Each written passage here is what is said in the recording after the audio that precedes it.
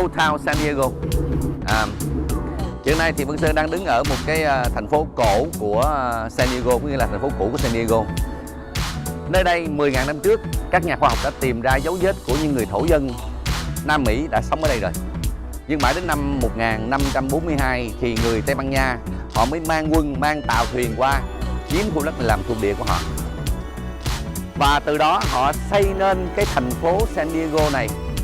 Ở nơi đây, hiện tại nơi đây vẫn còn những dấu tích của quân đội Tây Ban Nha và người Tây Ban Nha. Họ đến đây, họ xây dựng những cái ngôi nhà, những ngôi làng hay là những cái nhà thờ cổ vẫn còn ở thành phố Old Town San Diego này. Và ngày hôm nay chúng ta có mặt ở Old Town San Diego để chúng ta đi thăm viếng lại những di tích mà do người Tây Ban Nha và người Mexico họ đã xây dựng vào khoảng năm 1522 cho đến bây giờ.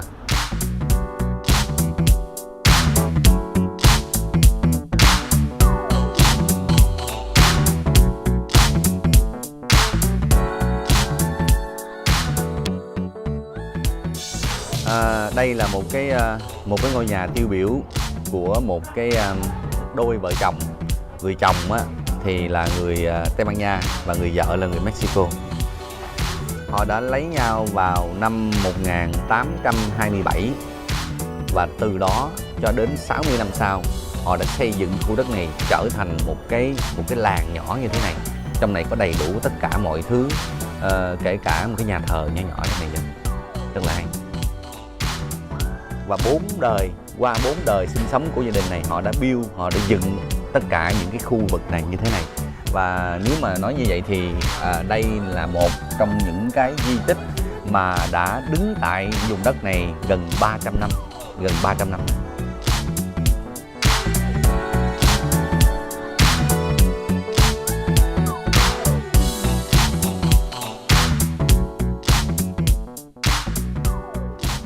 Đây là một trong những căn phòng mà của cái dòng họ đã xây dựng nên cái làng nhỏ này ở, và tất cả những cái dụng cụ, những cái đồ đạc của họ vẫn còn giữ nguyên đó. Nhưng đặc biệt một điều là hiện nay đó thì mỗi đêm người ta nghe được tiếng con nít khóc, tiếng giường kêu cọt kẹt, tiếng sinh hoạt ở trong những căn phòng như thế này. Thành ra ban đêm không ai dám ở đây chứ. Bữa nào mình thử mình vô đây mình quay coi có gì này không.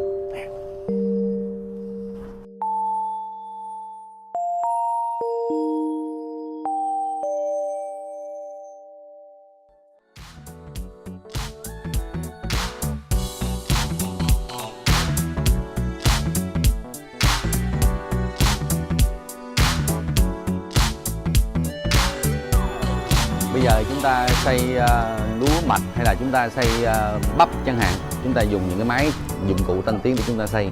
Nhưng mà hồi 200-300 năm trước á, thì tất cả những cái dụng cụ để mà xay lúa mạch, để làm bột, làm bánh mì hay là xay tất cả mọi thứ thức ăn á, là phải dùng những cái như thế này.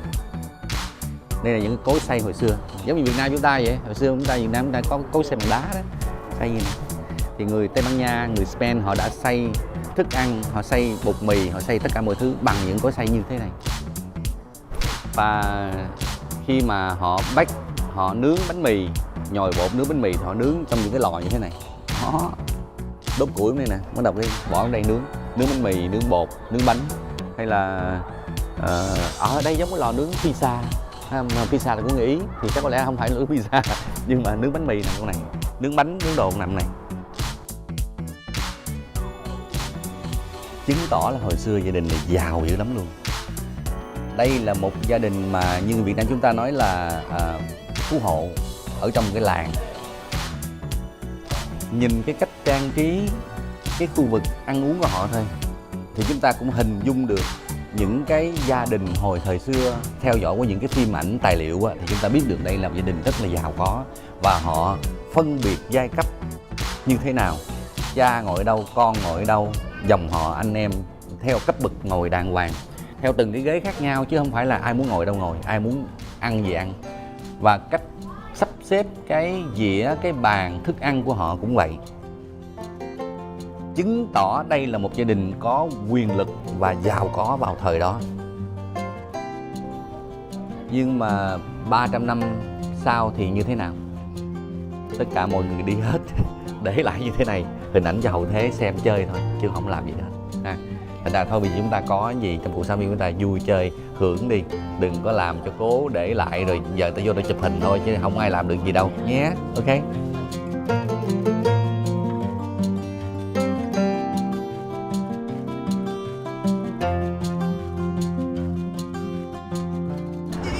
Có nhiều người lấy làm lạ là ở trong cái Old Town San Diego lại nhìn thấy một cái tiệm gift shop mà nó có màu sắc của Trung Hoa. Lý do tại sao vậy?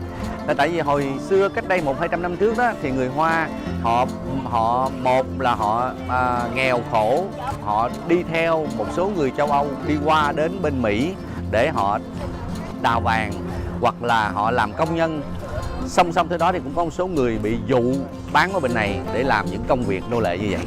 Thành ra người Hoa là một những người gốc châu Á có mặt ở trên đất Mỹ đầu tiên, và những cái dấu tích, những cái văn hóa của họ vẫn còn lưu lại cho đến ngày hôm nay.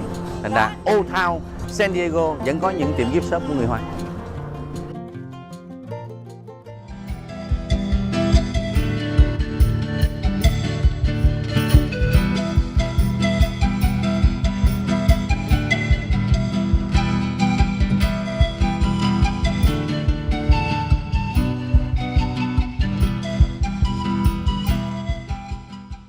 Đây là một cái nơi bán những cái đồ lưu niệm khi mà du khách đến thăm Old Town San Diego. Đương nhiên ở đây chúng ta nhìn thấy những cái đồ lưu niệm màu sắc và những cái texture, những cái kiểu mẫu của người Tây Ban Nha và người Mexico. Đặc biệt là Vân Sơn thấy có một cái nó cũng hay lắm là nó kêu bằng Dream Catcher. Cái này đó theo truyền thuyết họ nói là nếu mà chúng ta mang cái này và chúng ta để trên đầu giường thì chúng ta sẽ không còn thấy những cơn ác mộng nữa, mà chỉ nhìn thấy những cơn mộng thật đẹp thôi. Thành ra những người nào có ác mộng thì đến đây lấy một cái Dream Catcher về. Cái này là chuyên môn trị ác mộng.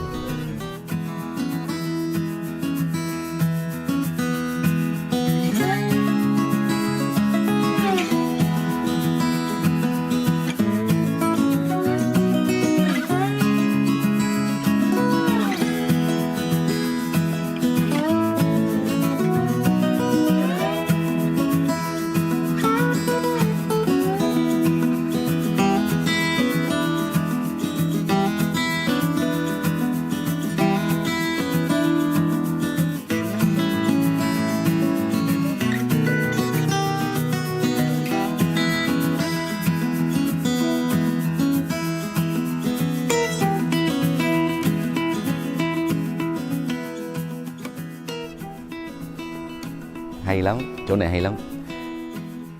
Đây là cái hãng mà chuyên môn chế tạo ra tất cả những cái loại xe mà không phải là xe có động cơ mà là xe ngựa. Từ những chiếc xe ngựa chuyên chở hành khách cho tới những chiếc xe ngựa cho những công ty chính phủ Mỹ vào thời đó, thí dụ như là những chiếc xe cho US Mail, cho bên Post Office, cho bên bưu điện, cho bên những cái hãng mà bưu điện tư nhân chẳng hạn, những cái chuyên chở về đưa thư hoặc là bưu kiện hồi thời đó như là Wells Fargo. Wells Fargo có hồi hơn 150 năm trước, và vào thời đó thì đây là cái hãng mà chuyên môn sản xuất những chiếc xe ngựa như vậy. Kể cả những chiếc xe thồ hồi thời mà chưa có xe lửa ha, thì người ta chuyên chở vật dụng ở dưới sông thì người ta đi bằng ghe, bằng thuyền, còn ở trên bờ thì đi bằng ngựa thồ, và những cái xe thồ nó bự và lớn như thế này. Bên đây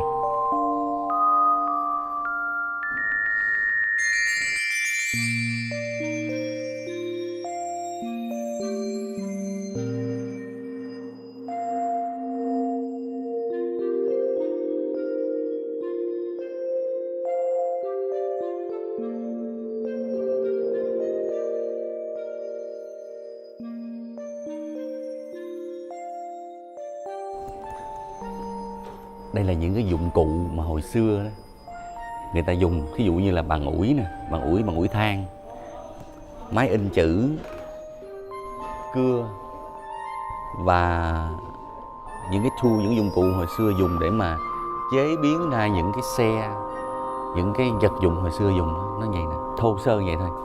Nên hồi xưa khi để được sản xuất một cái chiếc xe ngựa mà chúng ta nhìn thấy như hiện nay đó là nó mất rất là nhiều công sức và nó cũng rất là nhiều tiền.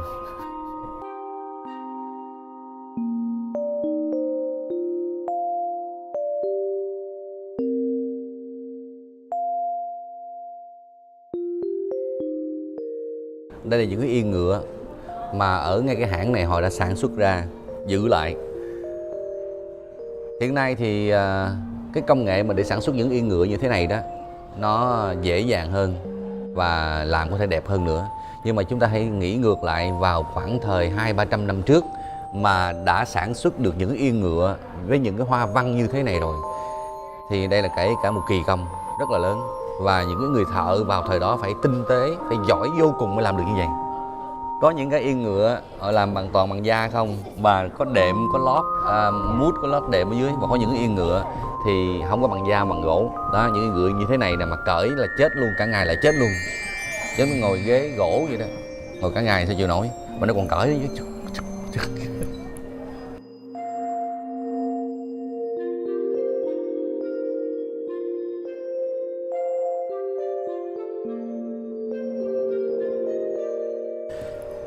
Từ trước tới giờ đó, Vân Sơn cũng như là Vân Sơn nghĩ là rất là nhiều người nghĩ là cowboy là xuất phát từ ở Houston, ở Texas, ở Dallas chẳng hạn. Nhưng mà không phải. Ngày hôm nay đi đây là mới biết được này, là 50 năm trước khi mà cowboy ở Dallas, ở Houston xuất hiện, thì ở California, ở vùng này nè, cowboy của Mỹ là xuất phát từ đây. 50 năm sau đó thì tất cả những cái cách ăn mặc nè, cách trang phục nè, cách đi ngựa nè, cách đội nón nè, cách quần áo nè, da nè, súng ống nè, tất cả mọi thứ coi như là thời trang, kể cả tiếng nói đều phát xuất từ ở những người cowboy ở California. Thì từ đó mới đi khắp nước Mỹ, kể cả qua Houston, qua Texas, qua tất cả mọi nơi trên thế giới. Cowboy là ở California nha. Houston, Texas, Dallas đừng có dành mình là cowboy nha. Cowboy là ở California. Ok.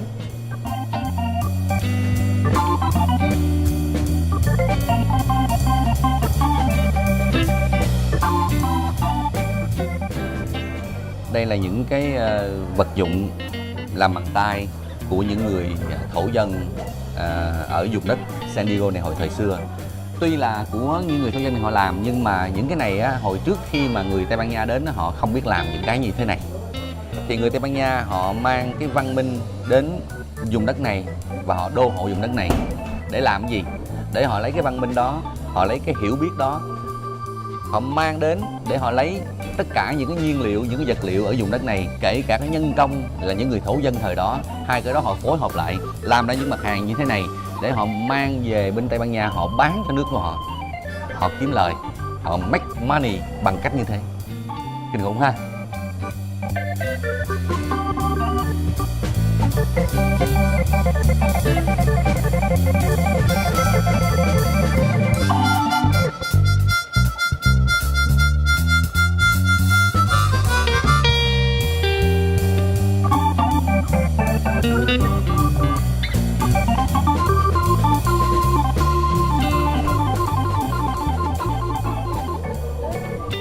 Ok.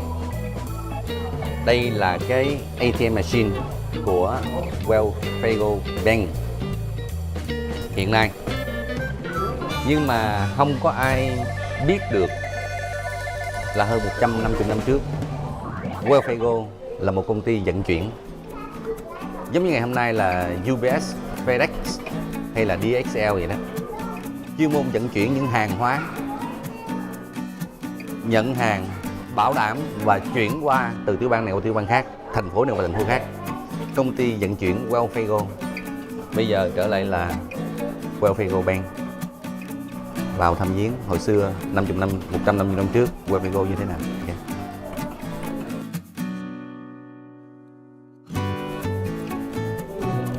Hồi xưa khi mà Wells Fargo nhận di chuyển hoặc là đem những cái món hàng từ ở thành phố này qua thành phố khác đó, thì phải có những chàng cowboy đi theo. Và những chàng cowboy đi theo phải thiện chiến, phải giỏi, phải sức khỏe phải cởi ngựa giỏi, phải giỏi võ và đặc biệt là phải bắn cho giỏi. Tại vì á, thường á, bọn cướp á, nó hay đi theo những cái chuyến hàng như thế này nè, nó ăn cướp đó, ví dụ như là nó ăn cướp người, nó ăn cướp vàng, nó ăn cướp đồ vật, thì những chàng cowboy mà đi theo hộ tống như chiếc này nè phải thật giỏi.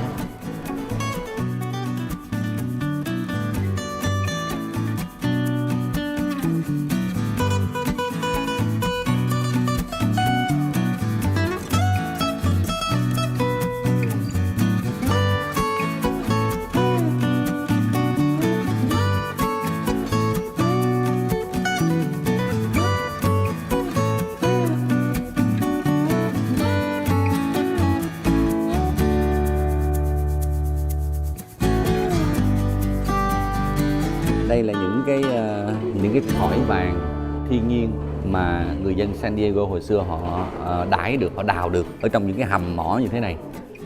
Và kể cả cái con sông Colorado đó, nó chảy thẳng từ ở Colorado chảy về vịnh Mexico nè, thì họ cũng ra những con sông đó họ đãi vàng. Và những cái vàng mà họ đãi được thì nó nằm đại khái như thế này. Đặc biệt hồi xưa đó, cái người dân ở California đó thì họ thích xài tiền coin hơn là tiền giấy. Tiền đồng thì cắt hơn tiền giấy.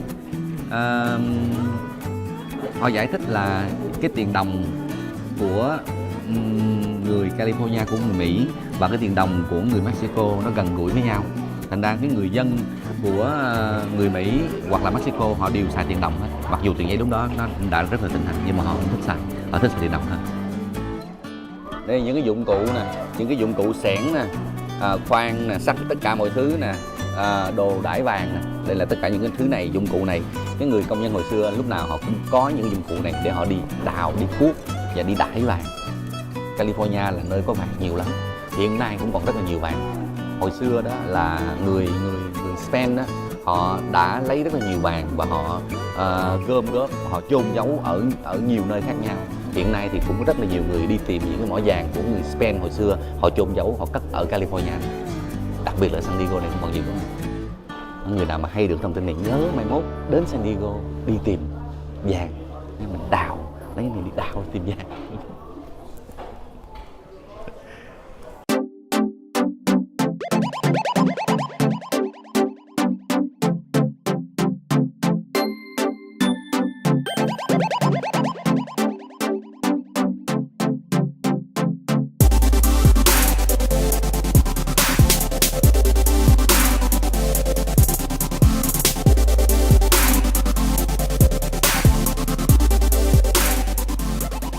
Đây là con tàu lớn nhất thế giới vào năm 1945.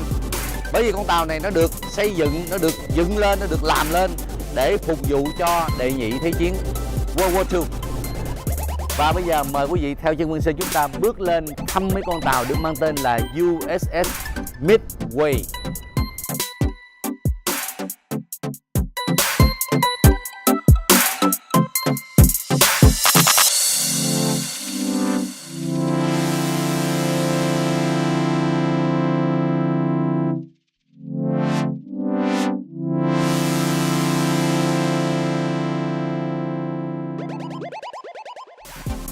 Cái con tàu này đó, cái chiều dài của nó là hơn 1000 feet, có nghĩa là hơn 300 mét chiều dài. Cái chiều cao của nó là khoảng gần 100 mét, từ ở dưới đáy lên tới ở trên đỉnh đó, cột radar đó là khoảng 100 mét cao.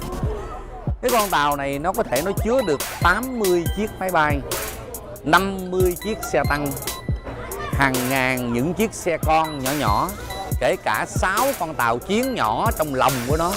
Đây coi như là một trong những con tàu lớn nhất thế giới của năm 1945.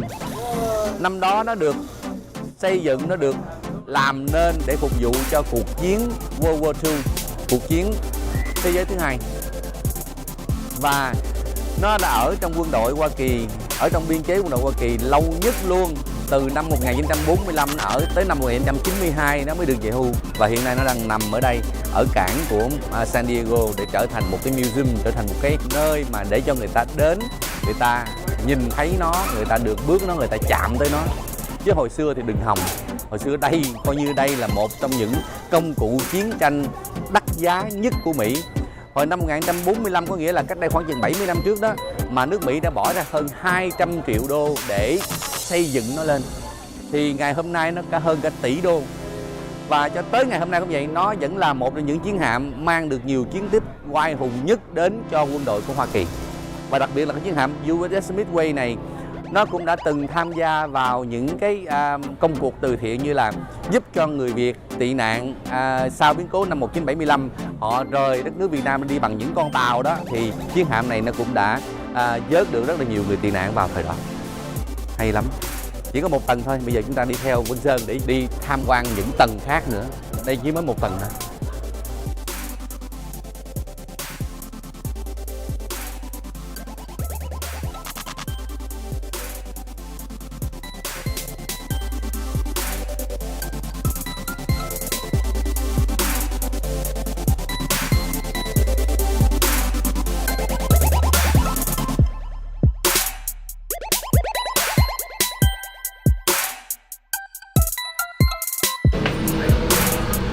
Có thể tưởng tượng được không?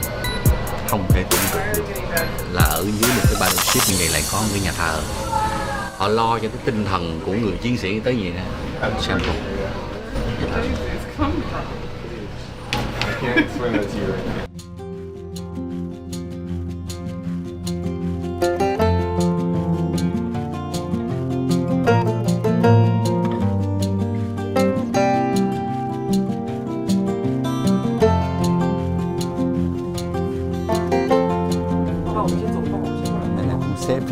Sếp mới được ở vậy đó. Đây là tất cả những cái phòng của những người lính phục vụ trên chiếc tàu này, chiếc hạm này. Và tất cả những cái trang trí ở đây rất là thật. Ví dụ như Vinh Sơn thấy được cuốn lịch năm 1968, February tháng 2 năm 1968. Mình có thể mình tưởng tượng thôi. Năm 1945 mà họ đã nghĩ, họ đã chế ra được một cái chiến hạm, mà trong chiến hạm này cần phải có bao nhiêu thứ trong này, ống hơi, dây điện, toàn bộ tất cả mọi thứ, kinh khủng lắm, chứ không phải là chuyện những cái kỹ thuật của thời năm 1940 mấy này, mọt này, cái máy.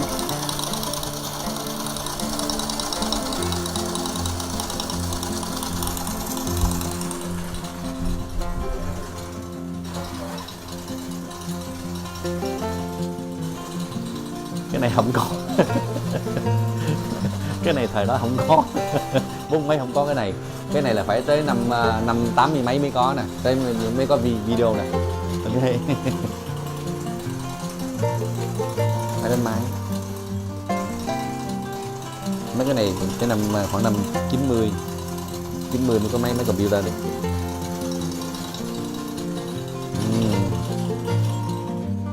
Phòng tắm.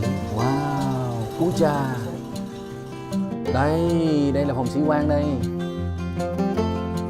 Ui trời ơi. Phòng khách nữa nè. Đây là phòng của sĩ quan nè. Đây là chef nè. Đây là có thể là captain của con tàu này. Ở cái phòng như thế này. Đó, thấy không? Có tivi, có tất cả mọi thứ. Và đặc biệt có phòng khách bên này nữa nè. Sofa đàng hoàng. Làm gì? Không, ok. Nó giữ nè. Có cái desk làm việc đây nữa nè. Không làm việc. Ổng nè.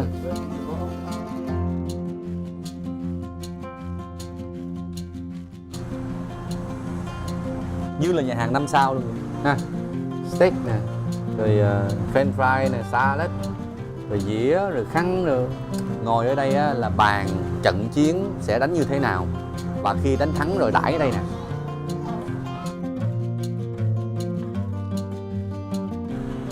Không phải là muốn cho ăn cái gì ăn ở đó, ok? Phải có menu đàng hoàng, thấy không? Tất cả menu nè, menu có. Sau khi ăn xong rồi đó, còn có movie cho coi nữa. And Total Recall. Phải không? Ở trên tàu mà như là một cái thành phố nhỏ, một thành phố thu nhỏ, không có khác gì trên đó. Đảo á.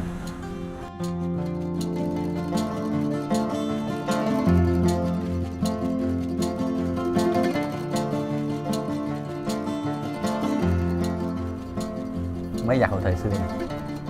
Năm 1940 mấy mà chế ra những máy giặt như thế này rồi. Và đặc biệt khi vô cái phòng này á, là cái phòng giặt giũ của những cái người mà lính họ ở này. Mà khi vô đây đó thì chúng ta tưởng tượng là chúng ta sống lại vào cái thời đó vậy. Tại sao? Là tại vì cái tiếng máy nó kêu ha, cộng với lại cái mùi xà bông ở đây họ làm y như thật vậy đó. Cái mùi xà bông nó ra y như là đang ở trong phòng giặt và tất cả máy móc đang hoạt động ra, cái mùi xà bông nó ra thơm.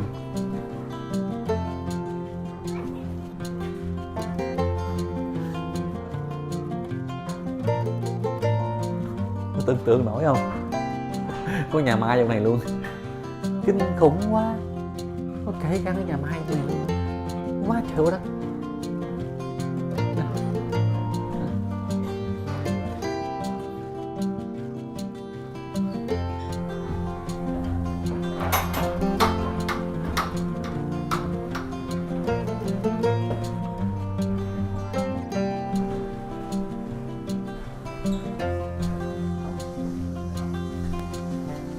Tính hay quá, tính toán hay quá. Restroom nè, toilet nè.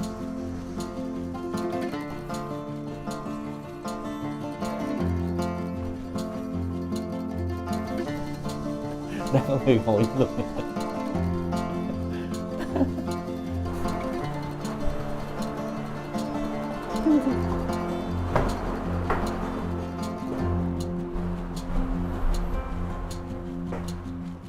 Officer.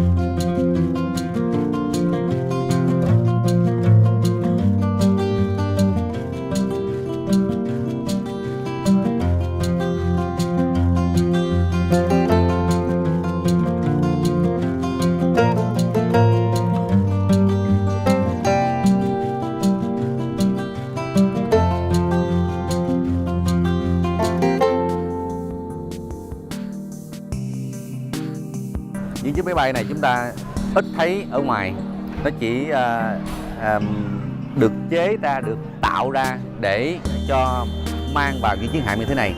Chúng ta nhìn thấy nè, cái cánh của nó xếp lại được, cái cánh của nó đó phải xếp lại để nó mang cho nó gọn lại, nó bỏ vô trong hạm. Khi cần thì đưa lên trên, mở cánh ra bắt đầu bay. Kinh hồn chưa? Đây nè.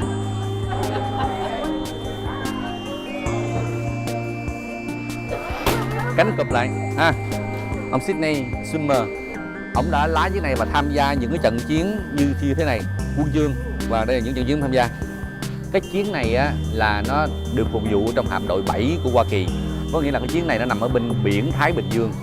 Thành ra ông này ông lái chiếc máy bay này, ông đi đánh những cái trận này là những cái trận mà giống như là đi đánh bên Trân Châu Cảng nè, đi đánh bên Nhật nè, Triều Tiên nè, và những cái trận ở bên châu Á. Đây là những cái tên Okinawa, thấy không? Ghê chưa? Máy bay bình thường là được cất giấu dưới này nè, cất dưới hầm này nè. Khi mà cần thiết đó thì tất cả máy bay đưa ra đây, đẩy ra ngoài đó, bắt đầu nâng lên trên. Đây là cái nơi mà tất cả những cái máy bay chứa trong hầm phía trong á, khi cần thiết thì đẩy ra ngoài này, đẩy ngoài này, từ đây mới đưa lên trên đó, để chúng bắt đầu chuẩn bị cất cánh bay ở trên. Kinh hồn quá. Hồi xưa cách đây 70 năm trước mà họ đã tính được những cái chuyện như thế này rồi. Thành ra quân đội hùng mạnh là nó một cái điều mà không có gì đáng nói, không đáng ngạc nhiên chút xíu nào hết.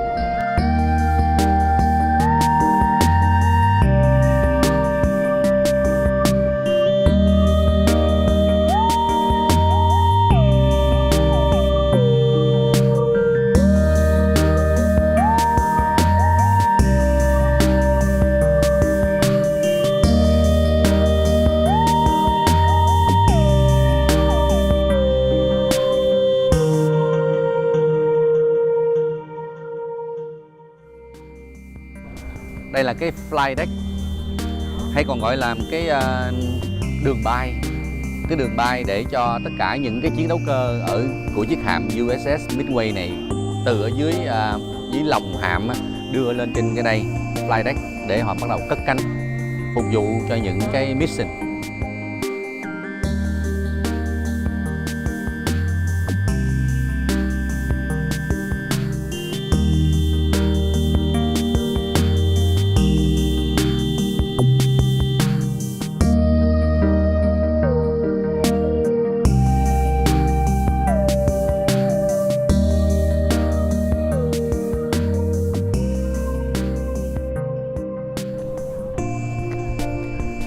Không đi, không thấy, không tới, không đứng đây, mình không tin là lại có một cái chiến hạm mà nó lớn như thế này. Hồi xưa giờ mình coi phim ảnh, mình coi phim tài liệu thì thấy là cái chiến hạm á, thì thường nó chở như chiếc máy bay trong lòng của nó, rồi nó đưa lên cái flight deck rồi nó bay đi thôi. Mình không biết là nó lớn cái cỡ như thế này. Mình phải đi va chạm thực tế mới thấy nó khủng khiếp như thế nào. Và một cái điều mà mình đáng nể hơn nữa đó là cái chiến hạm này nó đã được sản xuất năm 1945, 70 năm trước mà họ đã làm được những chiến hạm như thế này rồi. Quân đội Hoa Kỳ, đất nước Hoa Kỳ đã tạo nên được những công cụ chiến tranh như thế này rồi, thì thấy sức mạnh của họ đáng nể như thế nào. Và đặc biệt cái điều nữa đó là cái chiếc USS Midway này đó là được chế tạo ngay tại thành phố San Diego này. Ở tại thành phố San Diego này hồi 50-70 năm trước đã có những công xưởng chế tạo những chiếc tàu chiến cũng như những chiếc chiến hạm như thế này cho quân đội của Hoa Kỳ. Song song theo đó họ cũng đã sản xuất những người lính thủy cũng như là những người lính thủy đánh bộ cho quân đội Hoa Kỳ cho tới ngày hôm nay.